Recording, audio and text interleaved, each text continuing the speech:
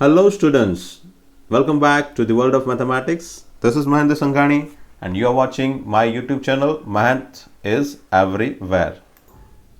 This is my third video for the course of basic mathematics. In our last two video we have covered four topics. In first topics we have covered how to solve quadratic equations and we have seen some shortcut techniques for that. In second topics we have solved perfect square, how to create perfect square in quadratic equation. Maybe it can be help you in 11th 12th to find range and all these things. The third topic was about finding range for the quadratic equations, and the fourth topic was about indices and radical and some property for those topics, and we have covered a lot of example for that, and I have given you some questions in homework. So let me give you the solution for those all questions.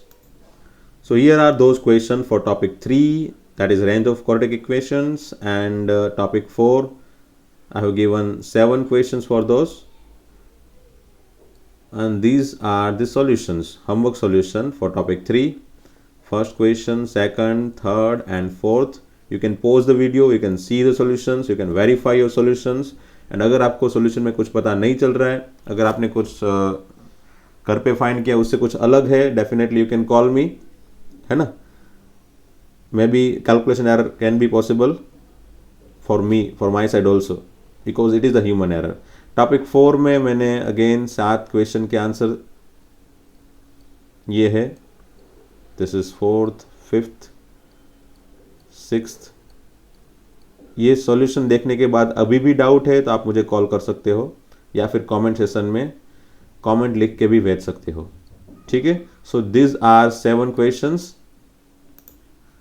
Okay, today will discuss about the topic number 5 which is logarithm. Well this topic is so important. ये topic बहुत ही important है. उसका reason है, one reason is ये topic आपको NCERT की book में नहीं दिया गया. 11th या फिर 12th की बुक में डायरेक्टली नहीं दिया गया है.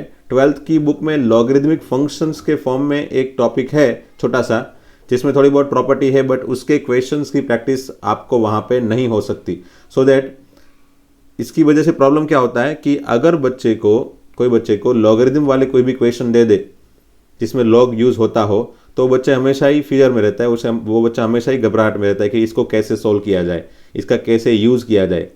तो उसी रीज़न से मैंने यहाँ पे लॉगरिथम का एक स्पेशली वीडियो बनाया है जिससे आप जानकारी ले सकते हो कि भाई हाँ ये लॉग कैसे यूज़ होता है, इसकी प्रॉपर्टी क्या है, लॉग कहाँ से आया है, लॉग की वैल्यू कैसे बनी, लॉग को कैसे रीड किया जाए.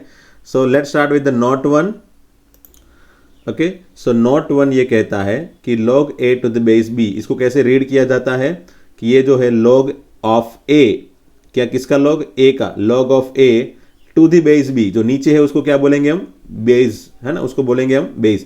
तो अगर मैं इसको लिखूं कि log of a to the base b, तो ऊपर क्या है, ऊपर वाली चीज को हम बोलते हैं आर्ग्यूमेंट एंड नीचे वाली चीज को हम बोलते हैं बेस. ये खास आपको ध्यान रखना है. नीचे क्या लिखा है बेस, ऊपर क्या लिखा है आर्ग्यूमेंट. और ये जो आर्ग्यूमेंट एंड बेस है वो हमेशा ही पॉजिटिव रहेगा एंड कभी भी बेस 1 नहीं होगा. वेल इसके भी रीजन है कि ये क्यों ऐसा होता है, वो मैं भी आप कोई दूसरे नोट में भी हम उसको समझा सकते हैं, क्योंकि ये थोड़ा क्रिटिकल है कि इसको पॉजिटिव ही क्यों लिया जाता है और इसको 1 ही क्यों लिया जाता है. उसको समझने के पहले थोड़ी और नोट देख लेते हैं कि ये log of a base b होता क्या है, ठीक है. So let me give you one example for this. इसका मैं एग्जांपल देता हूँ चलो, कि ये log of a base b की वैल्यू क्या आती है. से सपोज मैं यहाँ पे 32 ले लूँ और यहाँ पे 2 ले लूँ, तो इसका आंसर क्या होगा, what I can get as an answer. तो इसका आंसर बनाने के लिए मुझे सोचना पड़ेगा 2 के पास, इसका 2 जो यहाँ पे 2 है ना उसके पास जाना पड़ेगा. ये 2 का कितना पावर लूँगा ताकि मुझे 32 मिले, तो भाई 5. तो बस वही आंसर है, वही हमारा आंसर है. 2 का कितना पावर लूँगा 5, तो वो 5 जो है ना वही हमारा आंसर है. दूसरा एक क्वेश्चन ले लेते हैं चलो. से यहाँ पे मैं ले लेता हूँ 81 और ले लेता हूँ ये 3, ठीक है. चलो ये 3 का कितना power, what is the power of 3 so that I can get an answer as an answer 81. 3 का कितना पावर बढ़ाऊंगा, सोचो बच्चों, पता चल गया है ना? कितना आएगा? 4 है ना? 3 का अगर मैं 4 पावर करूंगा तो मुझे एज एन आंसर 81 ही मिलेगा। तो एक्चुअल में इस चीज को मैं कैसे और तरीके से लिख सकता हूं भाई? दूसरे तरीके से मुझे अगर लिखना है इसको, तो मैं कैसे लिख सकता हूं इसको कि ये जो 81 है ना, वो एक्चुअल में 3/4 है। तो ये दोनों चीज सिमिलर है। ये क्या है? ये दोनों चीज एक ही है, भाई बहन या फिर भाई भाई, जुड़वा, दोनों जुड़वा है। ठीक है? और एक एग्जांपल लेता हूं ताकि ज़्यादा पता चले आपको। से लॉग ऑफ से 625 और मैं बेस में रखता हूं 5। तो 5 का कितना पावर बढ़ाऊंगा ताकि मुझे आंसर एज एन आंसर 625 मिले? तो भाई 5 का, तो 5 मुझे 5 बार मल्टीप्लाई करना पड़ेगा। 5 5 जा 25, 25 5 जा 125, 125 5 जा 625। तो 625 इज व्हाट? 5/4। तो 5 का कितना पावर, 5 का कितना पावर 625 आता है? तो 5 का 4 पावर है, वही 625 देता है। इसलिए 4 is the answer of log of 625, है ना? तो इस तरह से हमको लॉग की वैल्यू मिल जाती है। तो यही बेसिक अंडरस्टैंडिंग है लॉग का। और इसको दूसरे तरीके से लिखना है तो मैंने क्या बताया था, ये क्या है, यहाँ पे लिख देता हूँ। 625 जो है वो कैसे बना? 5/4। तो ये एक दूसरे के अंदर कन्वर्ट होता है। इसको बोलेंगे हम लॉगरिदमिक फॉर्म। लॉगरिदमिक फॉर्म, ये लॉग वाला फॉर्म है। तो ये क्या है? तो ये है एक्सपोनेंशियल फॉर्म, है ना? Exponential form. क्यों एक्सपोनेंशियल फॉर्म है? क्योंकि यहाँ पे एक्सपोनेंट है, पावर है। जब पावर वाले कोई भी टर्म आते हैं ना, तो हम बोलते हैं उसको एक्सपोनेंशियल फॉर्म, है ना? 5/4, 3/4, वट। तो ये exponential form and logarithmic form दोनों एक दूसरे से डायरेक्टली जुड़ा हुआ है। ठीक है? सो ये छोटा मोटा अंडरस्टैंडिंग हो गया कि लॉग है क्या। ओके? सो फाइनली ये फॉर्मूला आपको याद रखना है कि log a to the base b equal to, अगर c है तो ये जो a है जिसका हमको log फाइंड करना है, that is always equal to b/c, है ना? ये जो बेस है ना, इसको कैसे याद रखा जाए? ये जो बेस है उसको यहाँ पे भेजेंगे, है ना? ये बेस है उसको यहाँ पे भेजेंगे और ये c को ऊपर टेरेस पे भेजेंगे। ठीक है ना? b है नीचे आ गया, अगेन बेस, जो b था वो बेस था, वो एज अ बेस ही रहा। देखो यहाँ पे भी इसको बेस ही बोलेंगे ना, इसको पावर बोलते हैं, इसको बेस बोलते हैं। तो जो बेस है वो बेस का ही काम करेगा, है ना? बस वो पोजीशन चेंज करके लॉग से निकल गया और यहाँ पे चला गया एक्सपोनेंशियल फॉर्म में, उसका बेस बन गया, है ना? सो बेस तो वहीं पे रहा जहाँ पे वो बेस था, वो वहाँ पे भी बेस ही है। और बस जो c है उसको पावर में भेज दिया, उसको एक्सपोनेंशियल फॉर्म में भेज दिया। ठीक है? ओके, सो इसी तरह से हम log a base b equal to c को a इक्वल टू b/c के फॉर्म में लिख सकते हैं। जैसे मैं अगर बोल दूँ कि चलो एज एन एग्जांपल ऐसा बोल दूँ कि चलो मुझे इसको कन्वर्ट करके दो। log ऑफ से यहाँ पे है 4x और ये कुछ y है और यहाँ पे कुछ लिखा है 3w, ऐसा कुछ लिखा है। तो इसको इस तरह के फॉर्म में कन्वर्ट करना है, तो ये एक्सपोनेंशियल फॉर्म में कन्वर्ट करना है। तो कैसे लिखूंगा मैं? So this can be written as, ये जो है 4x that is equal to, है ना? 4x that is equal to, ये y कहाँ चला गया? इस तरफ, और 3w कहाँ चला गया? उसके ऊपर। सो y बेस में है और 3w उसके पावर में चला गया। So by this way we can write this exponential form. इसको इस तरह के फॉर्म में आप कन्वर्ट कर सकते हो जब भी जरूरत पड़े तो ये होगी फर्स्ट प्रॉपर्टी। इसको पहली प्रॉपर्टी बोल सकते हो या फिर लॉग की डेफिनेशन भी बोल सकते हो कि लॉग आया कहाँ से? तो एक्चुअल में लॉग यहाँ से ही आया है। यही सबसे पहले पता था सबको और इसी को यूज़ करके उसने लॉग में कन्वर्ट किया। तो उसके लिए मैं थोड़ी बहुत छोटी सी लॉग की हिस्ट्री बता देता हूँ कि लॉग एक्चुअल में कैसे बना। So now let's move to note 3, that is history of logarithm. अब ये लॉगरिथम कैसे बना उसी के बारे में बात कर रहे थे ना। तो लॉगरिथम कैसे आया इस दुनिया में, थोड़ा बहुत उसके बारे में सोचेंगे, नहीं ज़्यादा नहीं सोचेंगे क्योंकि ये बहुत ही कम्बरसम है, बहुत ही डिफ़िकल्ट है समझना, बहुत ही कंपोजिट प्रोसेस है। क्योंकि जॉन नेपियर को, जिसने ये फाइंड किया है लॉगरिथम, उसको खुद को 20 साल लगे थे उस टेबल को क्रिएट करने में, और वो कैलकुलेशन पूरी रात पूरे दिन करता रहता था। जैसे up to till 16th century mathematician had found lot of difficulty in multiplication of big numbers like this, as you can see इस तरह के नंबर में बहुत ही डिफिकल्टी आती थी मल्टीप्लिकेशन करने में, क्योंकि मल्टीप्लिकेशन 4-5 डिजिट वाले होते हैं, तो हम खुद सोचते हैं कि चलो इतना बड़ा कैलकुलेशन अगर डायरेक्ट करना है without calculator then it is not possible, और वो टाइम पे कैलकुलेटर भी नहीं थे। सो जॉन नेपियर ने क्या सोचा, the mathematician John Napier had got an idea to convert this multiplication और डिवीजन, ये जो मल्टीप्लिकेशन वाला टर्म है या फिर इसको कुछ डिवाइड कर दे, इस तरह के कुछ टर्म को एडिशन या सब्ट्रैक्शन में कन्वर्ट कर सकते हैं क्या। तो उसको एक आइडिया आया कि चलो मल्टीप्लिकेशन और डिवीजन वाले टर्म से एडिशन और सब्ट्रैक्शन में कन्वर्ट कर दे है यूजिंग दिस प्रॉपर्टी। और ये प्रॉपर्टी हमने लास्ट वीडियो के प्रॉपर्टी की फॉर्म में पढ़ ली थी, टॉपिक फॉर्म में, है ना। a raised to m into a raised to n equal to a raised to m plus n and a raised to m by a raised to n equal to a raised to m minus n। Okay, अब मैं भी आपको ऐसा लग रहा होगा कि चलो ये कैसे यूज कर सकते हैं भाई ये प्रॉपर्टी को, तो know how he had use this property, अब इसको इसने यूज कैसे किया। तो समझ, इसको समझने के लिए मैं ये चीज समझो एक बार पहले, कि समझ लो ऐसी इस तरह की 3 नंबर का मल्टीप्लिकेशन एंड डिवीजन दिया है, ठीक है। बाद में मैं एग्जांपल समझाता हूं। ये 3 नंबर का मल्टीप्लिकेशन एंड डिवीजन दिया है, तो एनी हाउ आप कुछ ऐसी कोशिश करो कि ये x को a रेस्ट टू फॉर्म में कन्वर्ट किया जाए, y को a रेस्ट टू n के फॉर्म में कन्वर्ट किया जाए एंड z को a रेस्ट टू k के फॉर्म में, मतलब सभी नंबर को ऐसे फॉर्म में कन्वर्ट किया जाए ताकि सबका बेस सिमिलर रहे, है ना, सबका बेस सिमिलर रहे, ऐसे फॉर्म में कन्वर्ट किया जाए।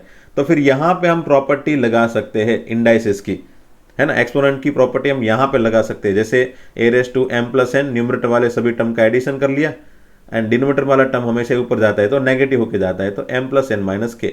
सो here we have convert this multiplication, ये मल्टीप्लीकेशन से हमने ये बस सब्ट्रैक्शन एडिशन में कन्वर्ट कर लिया। अब यहां से इसका आंसर हमको सिर्फ बनाना है, ये सिंपल सा हो गया। अब ये सिंपल सा नंबर है, इसका फिर आगे अगर इसका आपका आंसर पता है, अगर इसका आप आंसर क्रिएट कर सकते हो तो आप इसका मल्टीप्लिकेशन डिवीजन इजीली कर सकते हो।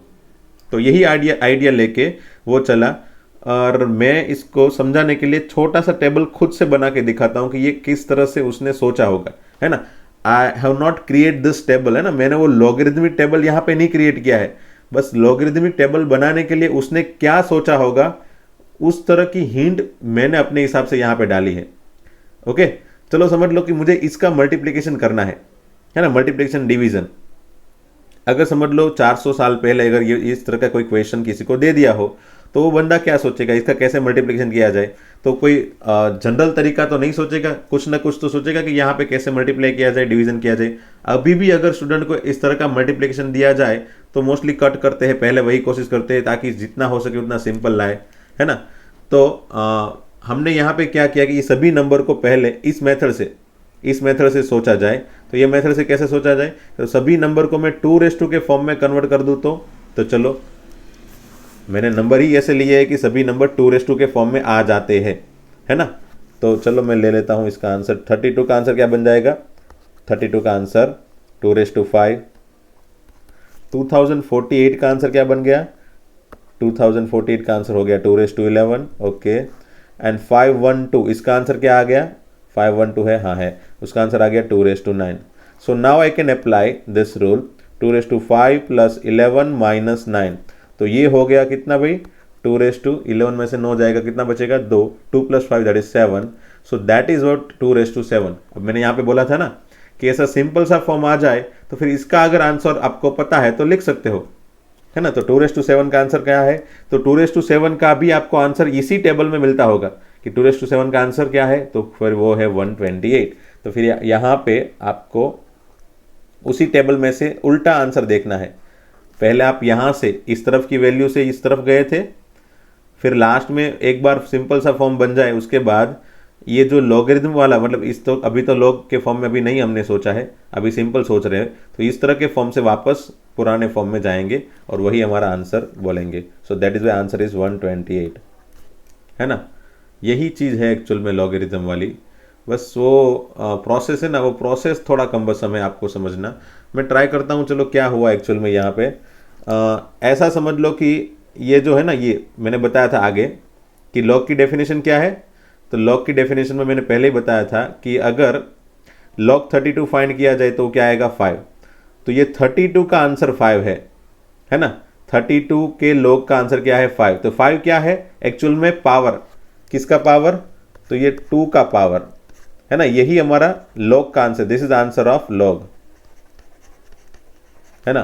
तो यहाँ पे अगर मैं, चलो यहाँ पे देख लेता हूँ, तो ये लॉग के आंसर क्या बने, तो फिर 1 2 3 ये जो पावर है ना वही लॉग के आंसर है, इतना समझ लो पहले, ठीक है। ये पावर जो है वही लॉग के आंसर है। तो इसका लॉग, लॉग 1 का, इसका लॉग क्या आएगा 0, फिर 2 का लॉग क्या आएगा 1, 4 का लॉग क्या आएगा फिर 2, 8 का लॉग क्या आएगा 3, है ना। इसको मैं यहाँ पे दूसरे तरीके से सोचूं तो log 1 क्या आएगा 0, log 2 क्या आएगा तो फिर 1, है ना। फिर log 4 क्या आएगा, इसका log क्या आएगा, ये पावर जो है वही 2। सबके बेस में क्या है भाई, सबके बेस में 2 है, हाँ भाई, वो याद रखना, इसका आंसर 2। फिर log ऑफ 8 क्या आएगा, देन इट इज़ व्हाट 3। जो पावर है वही हमारा आंसर है, जो पावर है वही हमारा आंसर है। अब फिर भी आपको ये तो पता ही है, वैसे भी अगर मैंने डायरेक्टली भी ये लिख दिया तो भी आपको पता चल जाएगा कि यहाँ पे आंसर क्या आएगा। तो log 16 बेस 2 का आंसर क्या आएगा, तो मैंने बोला था ना 2 का कितना पावर 16 बनेगा, दैट इज़ 4। चलो तो फिर ये 4 हो गया, है ना। सो ये 16 फिर देन 32, ये हो गया 5। तो ये सभी हो गए log के आंसर, है ना। किसके लिए, तो 32, 2048, 512, इसके सबको, इस सब के आंसर log के मिल गए मुझे। से 32 का आंसर क्या मुझे मिला 5। वैसे ही 2048 का आंसर मुझे क्या मिला था log का 11, ठीक है। तो मुझे जो जो आंसर मिले थे 5 फिर 11 और 9, वो उसको मैंने सब्ट्रैक्शन एडिशन किया, तो log के आंसर को मैंने ऐड किया ना। अब मैं चलो इसको इस तरह से समझाता हूं, तो इसको मैं अगर ऐसे log के फॉर्म में लिखूं तो log के फॉर्म में ऐसा लिखा जाता है log 32 plus log 2048 minus log 512, है ना। क्यों, क्योंकि यही चीज़ हमको लिखनी थी ना, यही चीज़ इंपॉर्टेंट है हमारी, कि ये log 32 क्या हुआ 5, log 2048 क्या हुआ 11 एंड log 512 क्या हुआ 9, और वो भी सब्ट्रैक्शन में लिया है ना। log 32 का आंसर क्या हुआ 5 प्लस log 2048 क्या हुआ था 11, और ये क्या हुआ था, ये हुआ था 9, और इसका जो हमको आंसर मिला वो क्या मिला भाई, इसका आंसर मुझे मिला 7। ये मैंने log का आंसर बना दिया, इस पूरे के log का आंसर। फिर मुझे वापस उल्टे क्रम में जाना है, और ये 7 अगर पावर में है तो उसका एंटी लॉग क्या होगा, वो definitely log and anti log की प्रोसेस है, वो आप अभी नहीं समझो तो भी चलेगा, बट वो एंटी लॉग क्या होगा, तो वो हो जाएगा 128। इसका लॉग होगा 8, और ये 8 है, उसका एंटी लॉग क्या होगा 256, ऐसा समझ सकते हैं, ठीक है। 128 की लॉग की वैल्यू है 7, और 7 के एंटी लॉग की वैल्यू क्या है, तो एंटी लॉग ऑफ 7 बिकम्स, इसका एंटी लॉग क्या होगा, तो इसका एंटी लॉग होगा फिर 128। This is what the process that we are doing over here. बस ये जो है वो लॉग की प्रोसीजर है, और ये जो प्रोसेस है वो हमारी पुरानी प्रोसीजर थी, उसी को मैंने लॉग के फॉर्म में डालने की कोशिश की है। वैसे ये सब चीज़ें है ना इतनी ज़्यादा इंपॉर्टेंट नहीं है, हिस्ट्री इतनी ज़्यादा इंपॉर्टेंट नहीं है, बस आपको पता होनी चाहिए कि हिस्ट्री में उन लोग ने क्या सोचा, है ना। मैंने अपने हिसाब से कोशिश की है, क्योंकि ये बहुत ज़्यादा टाइम लेती है हिस्ट्री समझाना, क्योंकि ये बहुत कम्बरसम कैलकुलेशन है। इसको पूरे कैलकुलेशन के फॉर्म से अगर मैं लिखवाते जाऊँगा ना तो 1-1 2-2 घंटा निकल जाता है पूरा सिर्फ लोग का हिस्ट्री समझाने में, उसने क्या लिया था। क्योंकि यहाँ पे क्या होता है, देखो एक चीज़ ये भी नोटिस करने वाली है कि मैंने इस तरह के सिंपल वाले ही नंबर लिए जिसके मुझे पता है 2 के पावर की वैल्यू, है ना। 32 पता है कि ये 2⁵ होता है, 2048 पता है कि ये 2�11 होता है, ये 512 पता है कि 2⁹ होता है। बट अगर मैं यहाँ पे कोई ऐसा नंबर ले लूँ, चलो यहाँ पे ले लेता हूँ मैं 35, तो फिर वो 2 का कितना पावर होएगा नहीं पता। अगर यहाँ पे मैं समझ लो 3000 ले लूँ या फिर 2100 ले लूँ, तो मुझे 2 की वैल्यू पता है 2 पावर की नहीं। 512 की जगह में अगर 500 भी ले लेता हूँ तो ये 2 कितना होगा वो पता है नहीं। मतलब यहाँ पे जो मैंने वैल्यू लिखी है ना, उसके इंटरमीडिएट वाली सभी वैल्यू के तो पता ही नहीं है मुझे log के आंसर। log 3 पता नहीं है, ये log 4 तो 2 हो गया, log 8 3 हो गया, बट log 7 क्या है, log 6 क्या है, log 5 क्या है, log 17 क्या है, log 18 क्या है, ये सभी चीजें अगेन चैलेंजिंग थी।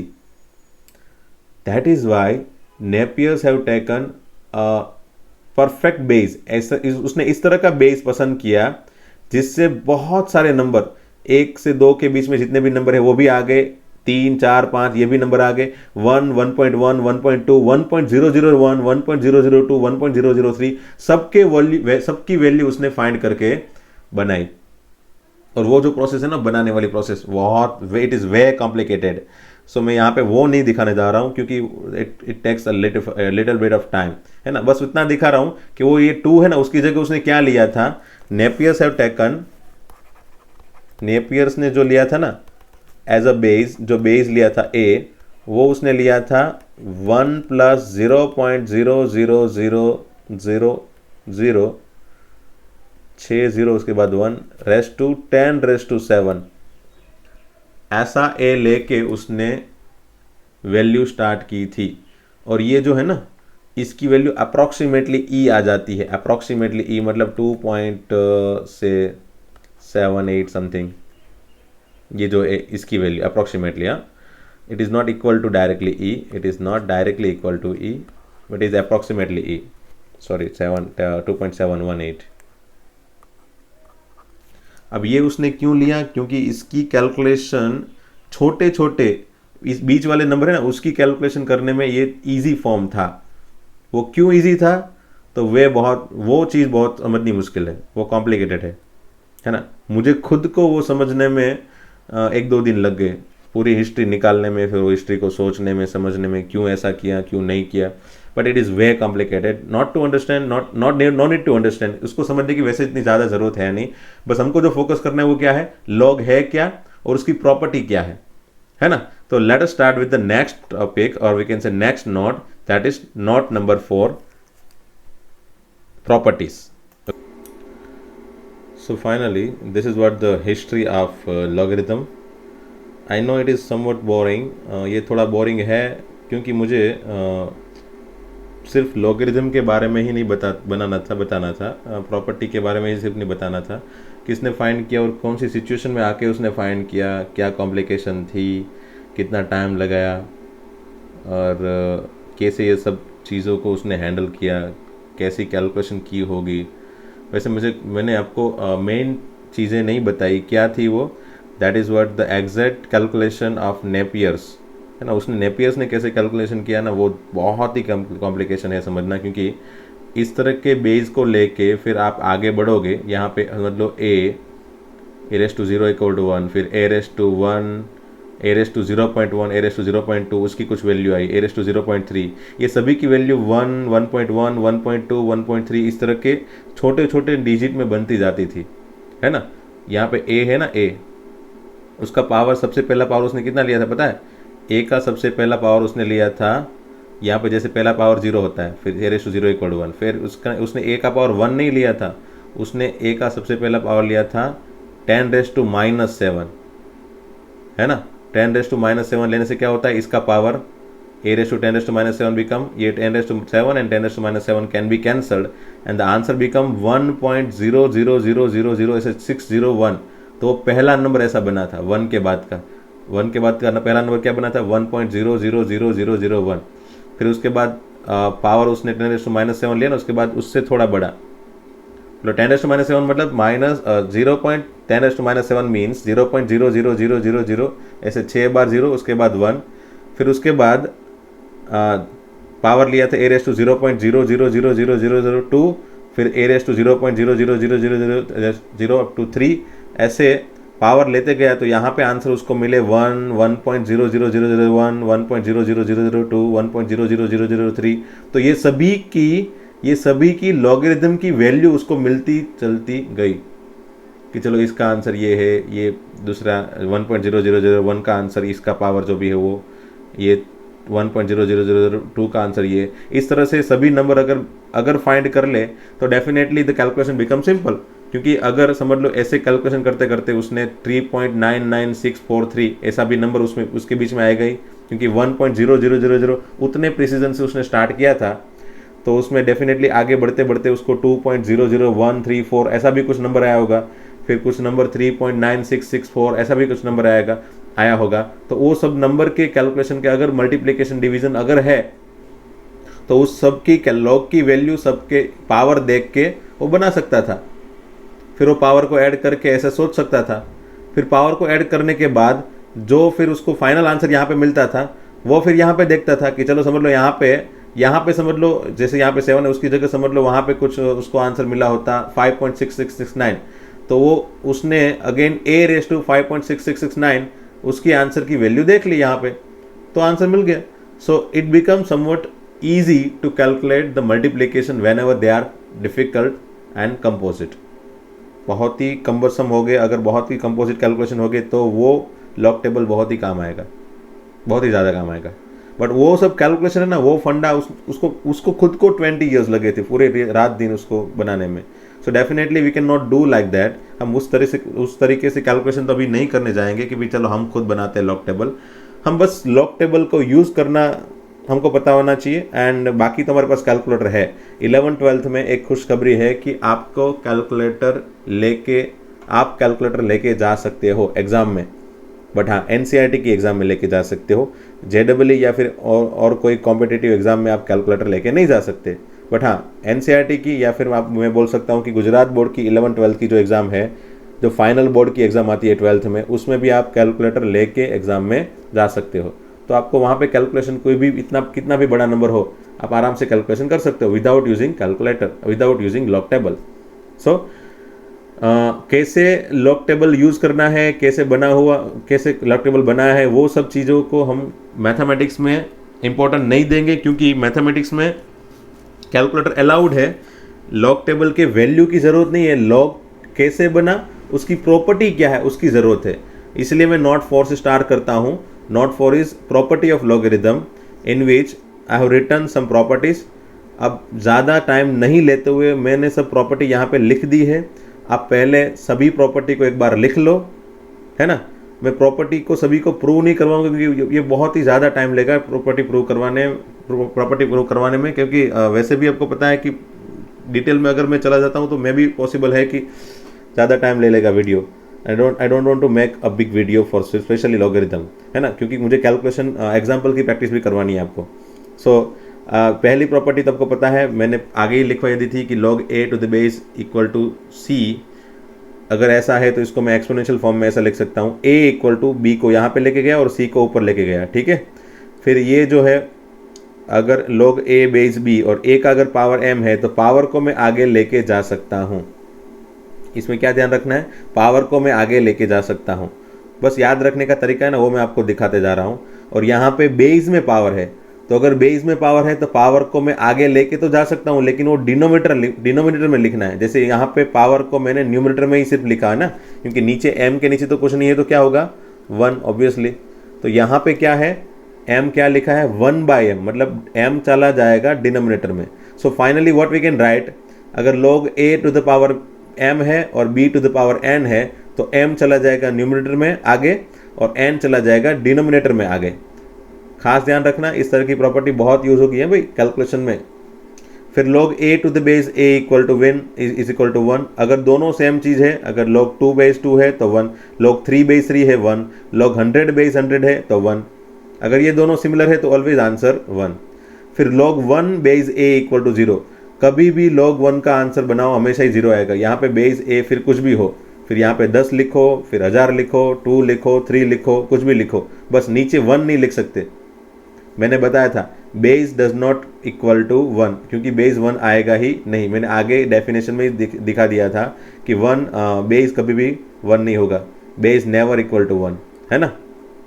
अगेन वो भी समझना बाकी है, बट वो बहुत ज़्यादा टाइम लगेगा क्यों ऐसा आ रहा है ये सब चीज़ें. फिर भी चलो मैं एक बार समझा देता हूँ कि ये बेस में 1 क्यों नहीं आएगा. मैं क्या लिख रहा हूँ समझ लो. ऐसा है 1/5 इक्वल टू 1. ठीक है. नहीं दूसरा एग्जांपल लेता हूँ. चलो 5/0 इक्वल टू 1. अच्छा ये प्रॉपर्टी समझने का एग्जांपल है. ओके. हाँ अगर मैंने समझ लो बेस में 1 ले लिया तो क्या होता है, चलो मैं वही दिखा देता हूँ. 5 बेस 1, इसका आंसर क्या आएगा. अगर इसका आंसर बनाना है तो क्या बनाएंगे, मैंने क्या बताया था, ये 1 का कितना पावर 5 है, 1 का कितना पावर लेंगे तो आंसर 5 आएगा. तो 1 का तो कुछ भी पावर लो, हम यहाँ पे हम कुछ भी लिखे, आंसर तो हमेशा ही क्या आएगा 1 ही आएगा. इसका आंसर तो 1 ही आएगा. सो दिस इज नेवर बिकम 5. ये कभी भी 5 नहीं हो सकता, है ना. 1 का तो कोई भी पावर 5 आ ही नहीं सकता, इसीलिए इसका आंसर पॉसिबल नहीं है. इसीलिए लॉग कोई भी नंबर अगर बेस में 1 है तो वो हमेशा ही क्या होगा, अनडिफाइन है। बेस में कभी भी 1 आएगा नहीं, इसलिए मैं यहाँ पे बोल रहा हूँ कि बेस में ए की जगह में 1 नहीं लिख सकता हूँ, बाकी कुछ भी लिख सकता हूँ। ठीक है, बस छोटा मोटा रीज़न था, मैंने समझाना था मुझे, मैंने दिखा दिया। चलो फिर आगे बढ़ते हैं।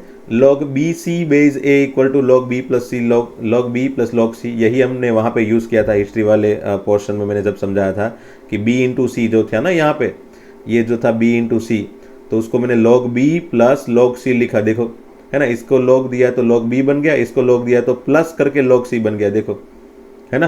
तो यही चीज़ है यहाँ पे, log b c is always equal to log b plus log c।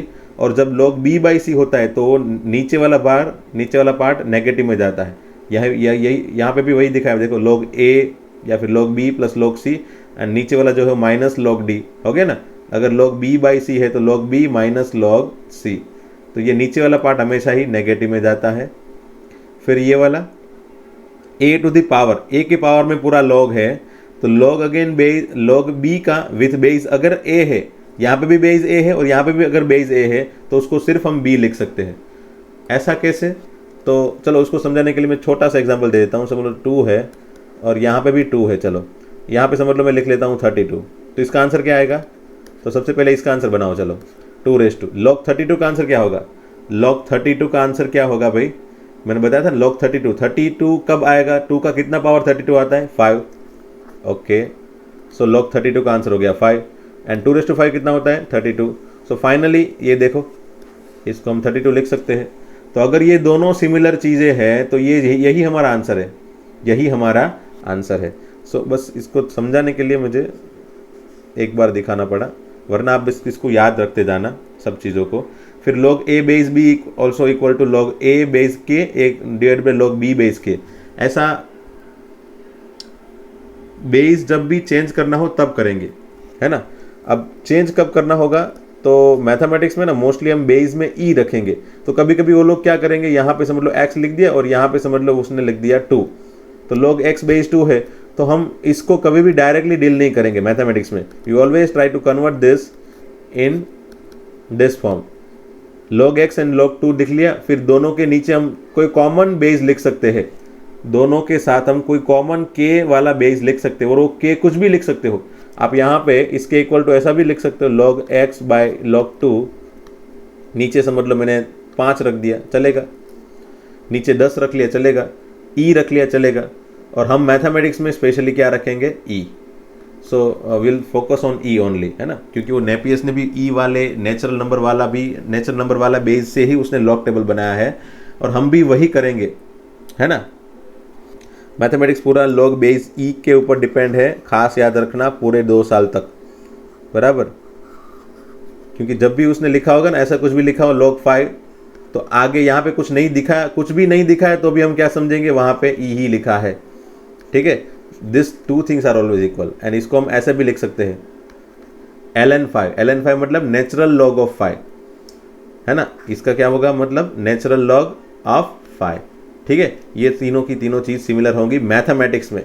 Physics chemistry वाला सर समझाएंगे किस तरह से लिखना है, क्योंकि फिजिक्स केमिस्ट्री में क्या होता है, थोड़ा बहुत अलग होता है। वहाँ पे अगर ऐसा लिख दिया ना तो वहाँ पे वो लोग उसको बेस 10 लिखते हैं, वहाँ पे समझते हैं, वो बेस 10 से समझ के ही चलते हैं। क्योंकि वैसे तो बहुत आलसी लोग हैं हम लोग, बराबर, सभी पढ़े लिखे लोग थोड़े बहुत आलसी होते हैं, वो कभी यहाँ पे कुछ लिखते ही नहीं। तो अगर मैथ्स वाला बंदा है तो मैथ्स वाला बंदा यहाँ पे अगर कुछ नहीं लिखा है तो क्या सोचेगा, ई सोचेगा, ठीक है। फिजिक्स एंड केमिस्ट्री वाला बंदा है, या फिर फिजिक्स एंड केमिस्ट्री का पेपर है, या फिजिक्स एंड केमिस्ट्री की बुक है, तो वहाँ पे यहाँ पे कुछ भी नहीं लिखा है, उसका मतलब वो लोग समझेंगे बेस 10। तो ये 2 चीज़ें ना आपको पूरे 2 साल तक याद रखनी है।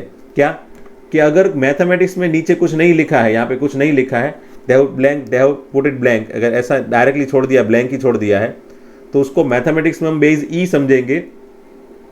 या फिर अगर फिजिक्स एंड केमिस्ट्री है तो यहाँ पे कुछ नहीं लिखा है तो उसको यहाँ पे वो लोग 10 समझेंगे।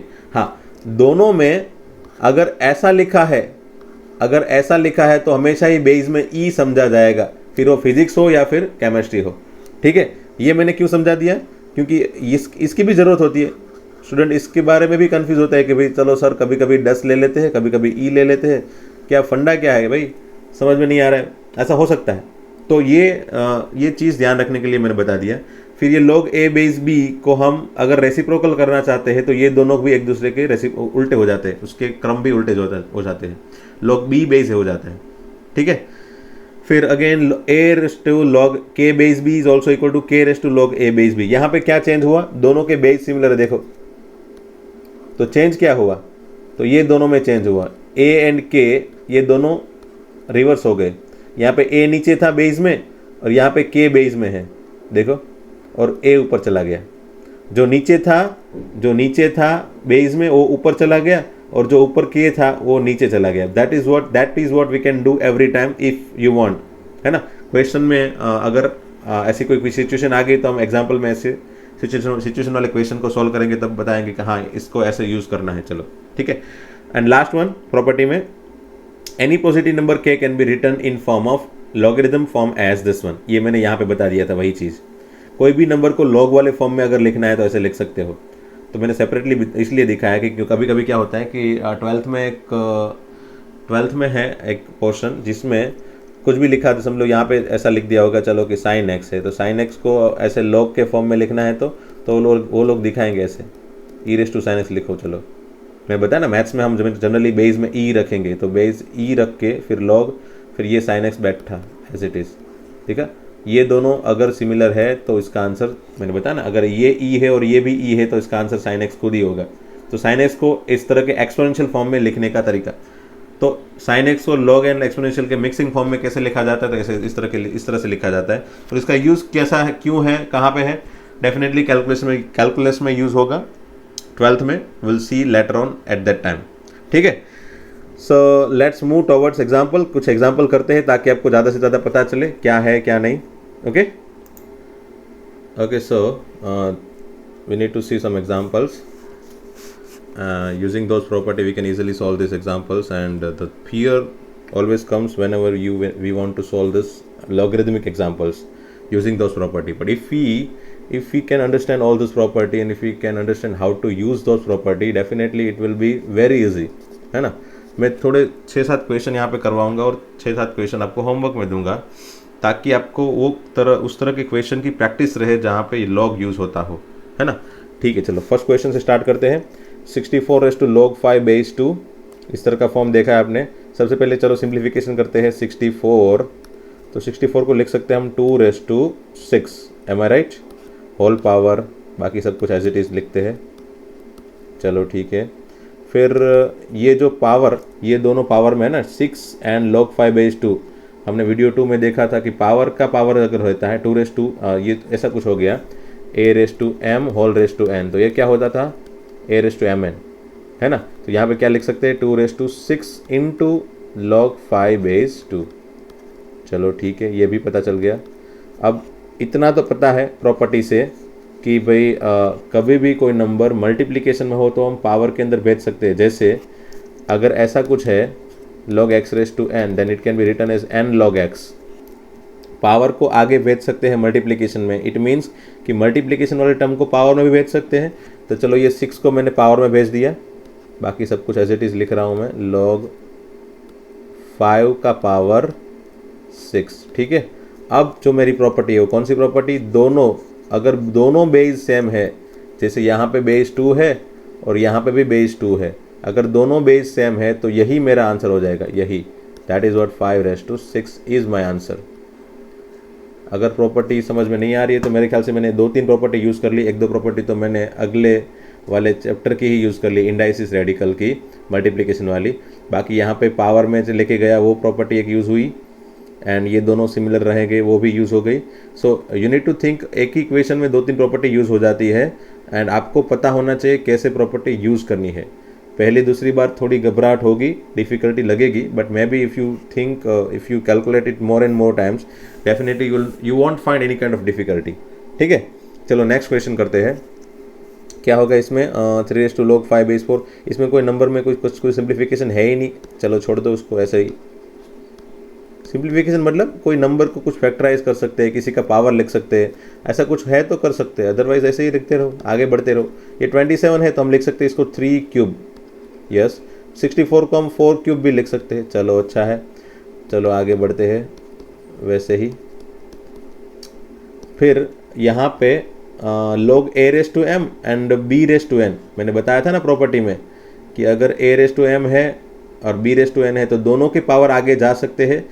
ऊपर वाले का a का पावर न्यूमरेटर में जाएगा और नीचे वाले का पावर, बेस का पावर नीचे जाएगा डिनोमिनेटर में। तो यहाँ पे दोनों के पावर सिमिलर है ना, तो दोनों के पावर अगर मैं आगे भेज दूँ तो क्या बनेगा, 3 भी आगे जाएगा, 3 भी आगे जाएगा, नीचे वाला 3 भी, तो क्या बनेगा 3/3 है ना। ऊपर वाला 3 न्यूमरेटर में जाएगा, नीचे वाला 3, सॉरी मैं पहले 5 लिखना भूल गया, हाँ 5 into 5 raise to 3/3 log 3 base 4 ऐसा लिख सकता हूँ मैं भाई, देख लो बराबर से। हाँ ये 3 आगे चला गया न्यूमरेटर में और ये 3 नीचे गया इसके बाजू में, 3/3 cancel, so it become again log 3 base 4। सो वैसे ही बन गया ये जो था वही 5 रेस टू log 3 बेस 4। अब कोई स्टूडेंट सोचेगा इससे आगे मैं कैसे बढ़ाऊँ, तो यहाँ पे भी 3 4 5 जैसा कुछ है, यहाँ पे भी कुछ 3 4 5 जैसा है, तो कुछ ना कुछ तो खिचड़ी है ताकि मुझे इसको सिंप्लीफाई करने में प्रॉब्लम नहीं आना चाहिए। तो हाँ ये एक चीज़ है, अगर मैं किसी में ये या फिर ये दोनों में से किसी में एक को ऐसा चेंज करूँ, इन दोनों के ऑर्डर चेंज कर लूँ, प्रॉपर्टी थी ना ये वाली, हाँ इन दोनों के ऑर्डर में चेंज कर सकता हूँ जब भी ज़रूरत पड़े। एक ऊपर लेके जा सकता हूँ, के नीचे लेके जा सकता हूँ, बेस को एज इट इज़ रहने दूँ। तो यहाँ पे भी दोनों के बेस में 4 है, हाँ है, बस दोनों के ऑर्डर में चेंज कर लेता हूँ। इसका ऑर्डर जो है 3 and 5, वो 3 and 5 को मैं बना देता हूँ 5 and 3। So what we get 5 और यहाँ पे लिख लेता हूँ 3, सो इट बिकम व्हाट 10। अब दोनों चीज़ सामने सामने सिमिलर हो गई, बस दोनों cancel, answer is 0। So by this way we can easily calculate this one, है ना। Next let's start with example 3। Okay, so this is example 3. Now how we can solve this? Log 4 base 0.125।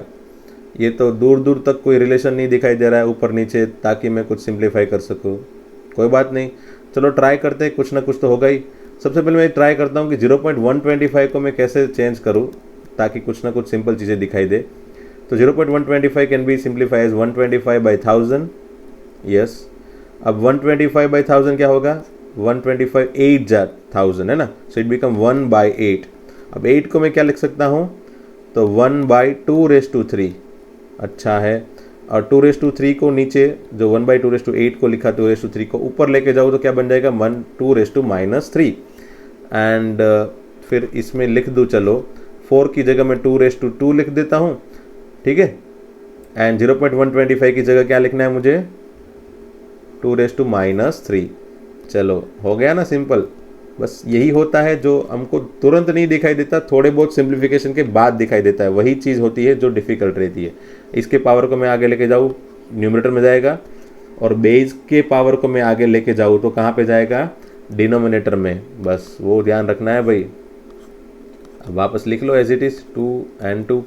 अब ये तो पता ही है कि अगर ये दोनों सिमिलर है तो log a base a 1, log 2 base 2 1, log 5 base 5 1, तो हमेशा ही आंसर क्या आ जाएगा फिर, -2/3 इंटू 1, दैट इज -2/3। ओके, चलो एग्जाम्पल 4। वो ये तो कॉम्प्लिकेटेड दिख रहा है, कोई बात नहीं। ये है क्या, लॉग के अंदर दूसरा लॉग, उसके अंदर तीसरा लॉग, है ना। एक लॉग के अंदर है दूसरा लॉग, फिर उसके अंदर तीसरा लॉग, ऐसे कुछ चीज़ें दिखाई दी है। तो कोई बात नहीं, हम अंदर वाले लॉग से स्टार्ट करते हैं, यहाँ से सिंप्लीफिकेशन। इसका आंसर क्या बनेगा भाई, तो चलो अगर मैं इसका आंसर, सिर्फ इसका आंसर यहाँ पे साइड में बना दूँ तो क्या बनेगा, 5 1 2, तो क्या हो जाता है 2 रेस टू 9। यस, वो 2 रेस टू 9 हो जाता है। चलो तो फिर ये बन जाएगा पावर आगे 9 into log 2 base 2, it becomes 9। या फिर डायरेक्टली भी सोच सकता है कोई बंदा कि 512 512, 2 का कितना पावर होगा जो 512 आएगा, तो 2 का 9 पावर 512 आएगा, तो इसका आंसर क्या बन जाएगा ऑटोमेटिकली 9। सो डायरेक्ट भी सोच सकता है या फिर कैलकुलेशन भी कर सकता है। Definitely mathematical calculation will always help you to give your answer, है ना। इसको 2 रेस टू 9 लिख दिया, 9 को आगे भेज दिया। फिर log 2 बेस 2 तो हमेशा ही 1 होता है, तो ये 9 इंटू 1 क्या होगा, 9 होगा। तो ये विथ कैलकुलेशन हुआ, ये डायरेक्टली सोच लिया हमने। ओके चलो फिर इसको, चलो इसके अंदर रख के देखते हैं।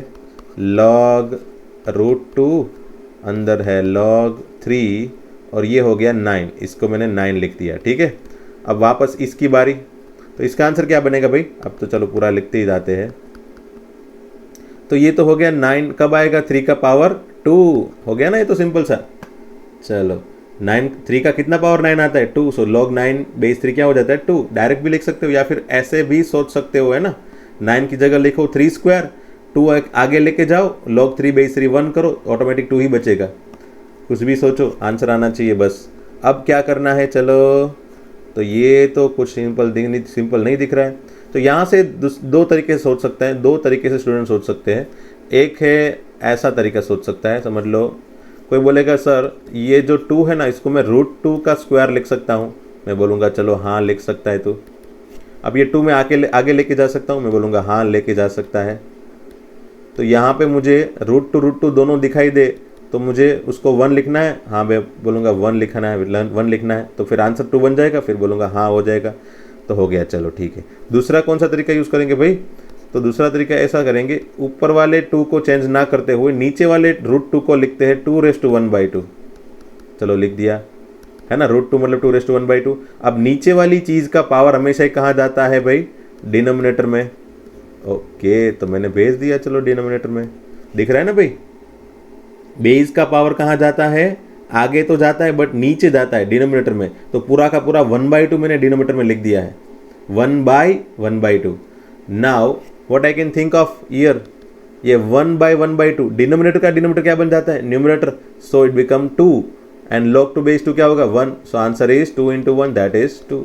सो आप देख सकते हो दोनों तरीके से आंसर आपका सिमिलर ही मिला, 2 ही मिला। सो ये क्वेश्चन का आंसर मिला 2, है ना। वैसे तो क्वेश्चन इजी है, बस आपको प्रॉपर्टी समझते समझते क्वेश्चन को आगे बढ़ाना है। ठीक है, okay. So this is example number 5। log x base √27 equal to 1/3। This is mix number, है ना। पता है ना मिक्स नंबर क्या होता है? Find solution. अच्छा, सॉल्यूशन फाइंड करना मतलब क्या होता है भाई? सॉल्यूशन फाइंड करना मतलब ये जो इक्वेशन है ना, इसके अंदर का जो भी वेरिएबल है उसकी वैल्यू फाइंड करना, मतलब x फाइंड करना। We need to find value of x। Let's find it. सबसे पहले क्या करते हैं हम? चलो log x बेस √27 इसको कन्वर्ट कर लेते हैं। 1/3 को क्या लिखते हैं भाई? मिक्स नंबर को कैसे कैलकुलेट करते हैं? तो ये होता है एक्चुअल में ऐसा है, अगर पता नहीं है तो मैं बता दूं, ये एक्चुअल में ऐसा होता है। अगर भूल गए इसकी मेथड सॉल्व करनी तो हाँ, अब इसको आप आराम से सॉल्व कर सकते हो। क्या होता है? एलसीएम ले लो, 3 × 1, 3 + 1/3 that is 4/3। So this become 4/3। Okay, हो गया। अब यहाँ से मैंने जब लॉगरिथम की डेफिनेशन समझाई थी, वहीं पे मैंने समझा दिया था कि भाई ये इस तरह के फॉर्म को कैसे एक्सपोनेंशियल फॉर्म में कन्वर्ट करना है भाई। तो ये जो x है ना, इसकी वैल्यू क्या होगी? तो उसकी वैल्यू होगी ये √27 जो बेस है वो यहाँ पे चला जाएगा, और ये 4/3 है उसके ऊपर चला जाएगा। सो ये √27 यहाँ पे चला गया एंड 4/3 उसके पावर में, उसके टेरेस पे चला गया, है ना। चलो अब इसको सिंप्लीफाई करते हैं। 27 को क्या लिखता है? 27 एज इट इज रखते हैं, उसका पावर 1/2। चलो एंड अच्छा, मैं चलो एक और स्टेप लिख ही देता हूँ ताकि आपको ज़्यादा पता चले। ये हो गया पावर 4/3। ठीक है, 27⁻1/2 होल पावर 4/3। अब 27, हाँ 27 होल पावर, ये दोनों को मल्टीप्लाई कर लो, 1/2 × 4/3। चलो अच्छा है। अगेन 27 को मैं क्या लिख सकता हूँ? तो कि भी 3³ चलो अच्छा है। ये 1/2 × 4/3 क्या होगा? 2 × 4, है ना। ये मैं कैंसिल अगर करूँ तो क्या हो गया? ये 2 × 4। सो ये बन गया क्या? 2⁻2/3। अब ये 3 अगर मैं कैंसिल करूँ तो क्या बचेगा? 3² विच इज़ इक्वल टू 9, है ना। बहुत ही सिंपल सा आंसर बन गया भाई। सो ये है लॉग। अगर आप प्रॉपर्टी यूज़ कर पाते हो डेफिनेटली आपका आंसर बनेगा और बनेगा ही, है ना। Next question. हाँ, तो फिर example number 6, find the solution of this, या फिर फाइंड करो x की वैल्यू। ठीक है, इसमें x जो अननोन है उसकी वैल्यू फाइंड करनी है। क्या है? log a + log b + log c। तो इसको तो हम log a × log b × log c, अच्छा नहीं ऐसा कुछ नहीं लिख सकते ना भाई, ऐसा नहीं लिख सकते। हाँ, ऐसा कभी भी मत सोचना भाई। तो कि log a + log b = log, हाँ ये log a भी लिख सकते हैं ना। हाँ, बट उसमें दोनों में बेस सेम होता है भाई। अगर दोनों में बेस ई है तो यहाँ पे वही कॉमन बेस आएगा, वो ऐसा लिख सकते हैं। बट यहाँ पे तो बेस सेम है नहीं है भाई। तो क्या करें, चलो बेस सेम बनाते हैं। अच्छा चलो बेस सेम बनाने के लिए क्या करेंगे, तो उसके लिए हम कुछ जुगाड़ करते हैं। चलो ये तो इसको एज इट इज़ रख देते हैं। ये जो है ना 9, उसको क्या लिख सकते हैं भाई, 3 स्क्वायर, चलो लिख लिया। और 27 को क्या लिख सकते हैं, 3 क्यूब, चलो उसको भी लिख लिया। आगे बढ़ते हैं। फिर ये हो गया एज इट इज़, जो चेंज नहीं हो सकता उसको तो एज इट इज़ लिखते जाओ। ये पावर 2 जो है ना, 3 का पावर 2, यहाँ पे सिर्फ हमको 3 रखना है, यहाँ पे भी हमको सिर्फ 3 रखना है। तो इसको पावर को आगे लेते जाओ, इसके पावर को भी आगे लेके जाओ। तो इसका पावर कहाँ जाएगा आगे, डिनोमिनेटर में ना। सो ये बन जाएगा 1/2 log x बेस 3, और ये बन जाएगा 1/3 log x base 3 equal to 11। So finally अब तीनों में log x बेस 3 कॉमन है, उसको कॉमन निकालो। क्या बच गया देखो भाई, पहले में 1 बचा, दूसरे में 1/2, तीसरे में 1/3, so that is equal to 11।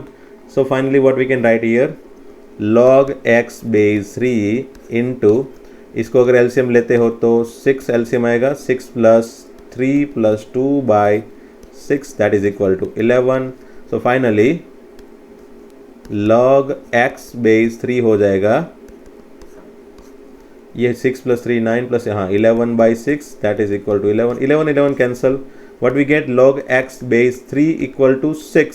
So x equal to क्या लिख सकते हैं भाई, 3 को नीचे बेस में और पावर 6 को उसके पावर में। सो that is what the answer of this. क्या बताया मैंने वंस अगेन, ये x का आंसर क्या होगा, 3 को लेके जाते हैं यहाँ पे, 3 को यहाँ पे और 6 को उसके पावर में, ठीक है। So by that we can easily convert this and we get answer of x। Okay, now let's have some homework question. मैं थोड़े होमवर्क क्वेश्चन दे देता हूँ ताकि आप लोग थोड़ी प्रैक्टिस कर पाओ घर पे। Okay, so finally these are homework questions for logarithm. Just mark it, लिख लो पहले सभी question and then solve these all questions. If you have any doubts to solve while solving any question, you can ask me, you can call me personally. वैसे भी मैं इसका solution next video में तो दूंगा ही, बट अगर बीच में कभी भी ऐसा डाउट आ जाए कि चलो इसमें कुछ नहीं आ रहा है sir, then you can call me, ठीक है। सो ये हो गया अपना लॉगरिथम वाला वीडियो पूरा। वैसे बहुत सारे क्वेश्चन हैं, अगर आपको चाहिए तो मैं दे सकता हूँ, बट फॉर प्रैक्टिस आप इतने क्वेश्चन भी बराबर से कर लेते हो तो ये लॉगरिथम वाली जो हाउ है ना, वो जो डर था, वो मतलब जो माइंड के अंदर रहता है कि भाई कैसे करना है सॉल्व, पता नहीं चल रहा है, वो निकल जाता है। वंस अगेन ये वीडियो में क्या क्या इंपॉर्टेंट था, तो मेन इंपॉर्टेंट था प्रॉपर्टी, और लॉग की वैल्यू कैसे फाइंड की जाती है जो मैंने शुरुआत में बताया था वो, और प्रॉपर्टी इंपॉर्टेंट है, प्रॉपर्टी का कैसे यूज़ किया जाए वो इंपॉर्टेंट है, ठीक है। चलो दोस्तों, थैंक यू वेरी मच, मिलते हैं फिर नेक्स्ट लेक्चर में। Okay, thank you.